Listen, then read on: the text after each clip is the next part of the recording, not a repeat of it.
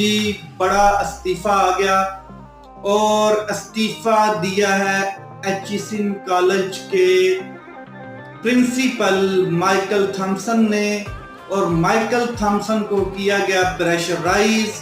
Michael Thompson Aitchison college کے principal کے اوپر تھا سیاسی پریشر، اور سیاسی پریشر تھا گورنر بلیغ الرحمان کی جانب سے۔ پیچھے تھی مسلم لیگ نون اور ان کا ایک وفاقی وزیر احد چیمہ۔ اب یہ اصل میں معاملہ کیا ہے؟